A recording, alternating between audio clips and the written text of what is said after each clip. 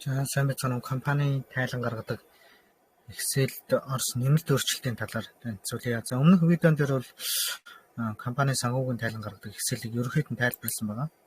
За энэ хүү Excel нь бол товчлоод ярих юм бол санхүүгийн дөрвөн тайлан, за манай нэгтлэнгууд бол мэдчихэж байгаа санхүүгийн дөрвөн тайлан, санхүү байдлын тайлан, орлогын дэлгэрэнгүй тайлан, мөнгөн өмчийн өөрчлөлтийн тайлан болон мөнгөн гүйлгээний тайлан мэдээнүүдийг автоматар татдаг. За энэ ерөнхий журналаа бүртгэснээр автоматар татдаг. За импорт шийтэнд гүйлгээнүүдийг бүртгэдэг. За бүртгэснийхаа дараа ерөнхий журналын шийтэндээ ороод импорт очийг дарддаг. За нэг гүйлгээ бүртгэж үзүүлье.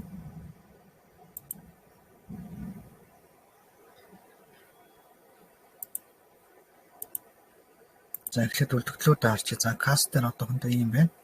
За каст дээр бүртгэж үзүүлье.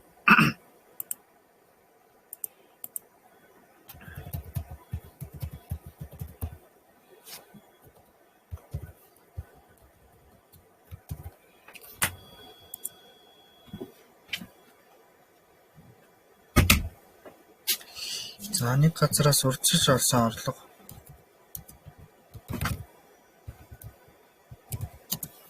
байгууллагын гिच. За урьдчилж олсон орлого бүртгэе.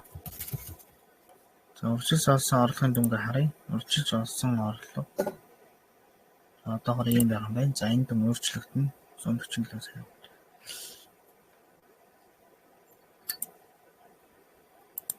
За ингээд 5 сая 500 орж ирсэн гэж үзье. За урьдчилж олсон орлого маань ингээд бүртгэгчлээ. Урьдчилж олсон орлого данс. За энэ дансаа энэ дээрээс ингээд кириллээр үг оруулахаар гараад ирдэг. За урьдчилж олсон орлогоо бүртгэгчлээ. За урьдчилж олсон орлогоо одоо харин борлуулалтын орлого болох юм. За би ингээд жишээ учраас гүйлгээ нутгийг ингээд орчихъя. За энийг ингээд нөөц төлөгч байгууллагын хувьд хаахаар биш үү, тийм ээ? 5 сая 500-аас 500 мянган нөөтийн үүргэж хаана шүү дээ, тийм ээ?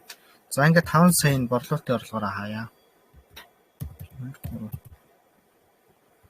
За урьдчилж олсон орлогоо хаагаад, тийм үү? Битлээд ажил үйлчлэгээ үзүүлсний орлого. За түүнийхээ дараа нөөтийн өглөг. Нөөц төлөгч учраас нөөтийн өглөг бүртгэлээ. За үүний 5 сая 500-ын 500 мянган нөөтийн өглөг.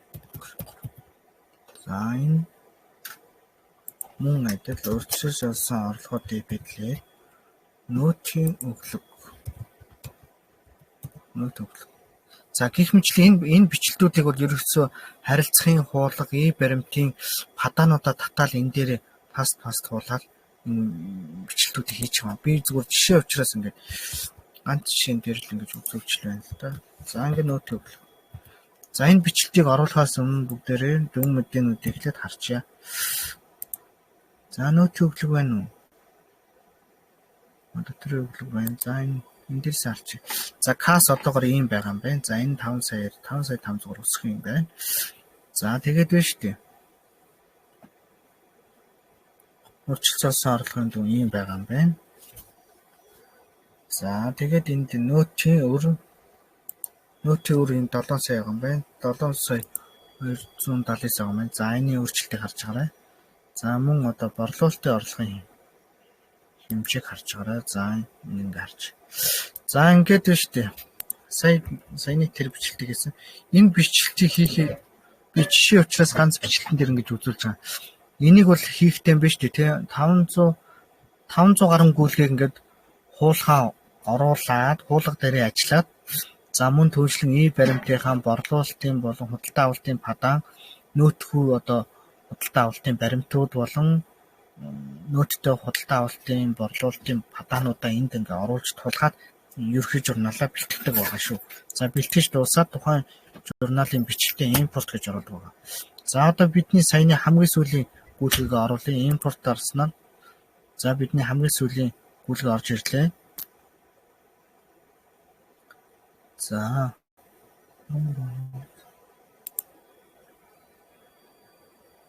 ингэхээр ингэснээр кас өөрчлөгдсөн үү? За кас өссөн байгааг харж байна. За бичлэлт татагдсан байна. За тэгээд нь штэ өрчилж олсон орлого өсөөд 5,500-аар буурсан байгаа. За тийм байна. Тийм бичлэлт харагдаж байна. За мөн нөөтийн өглөг нь ингээ өөрчлөгдсөн. За эндээс борлуулалтын орлого нэмэгдчих үү? Борлуулалтын орлого харъя. Борлуулалтын орлого өөрчлөгдөд татагтаад ороод ирсэн байна. За гэх мэтлэн энэ санхүүгийн тайлангийн Excel маань ерөнхийдөө импорт шийдэн дээр журналаа бэлтгээд импортлж оруулаад санхүүгийн 1, 2, 3, 4 тайлан автоматар татагдан. За ерөнхий ажлын хүснэгтээ мөн одоо автоматар бэлтгэгдэн татагдан. За мөн энд ажлын хүснэгтээ ингээ хэмэлж авахаар гараар бэлдэж болно. За мөн түнчлэн байна шүү дээ. За энд орсон нэмэлтийн өөрчлөлтүүдийг үзүүлэх гэдэг. Ерөнхий журналаа ингээ татаад үзүүлчин, татаад хэвлээд авчин. За тэгээд хуулга дээрээ бол данс бүрийнхаа одоо гүйлгээний хуулгаа лавлчин. За энд орсон нэг өөрчлөлт нь болохоор энэ график мэдээ, дүн мэдээнүүдийг автоматар одоо бэлтгэдэг болсон байгаа. За данс бүр дээрх график мэдээнүүдийг ингээ бэлтгэх боломжтой болсон. За мөн биш үү? Санхүүгийн тайлангийн тодруулгууд нь ингээ автоматар бэлтгэгдээд ингээ ороод ирдэг. За тодруулгууд зарим нэгэн одоо гараар оруулах шаардлагатай мэдээнүүд нь л орхигдсон болохоос бусад ихэнх орлого зардлын ерөнхийдөө ихэнх гар ажиллагаа шаардсан тодруулгууд нь автоматар бэлтгэгдээд ороод ирдэг. За ингээ та бүхэн ганц Excel програмаар одоо санхүүгийн тайлангаа базарч одоо тайлан гарах процессыг хялбарчлах мөн одоо өртөг зардал багтай энэ Excel програмыг хүсвэл холбогдоорой. За баярлалаа.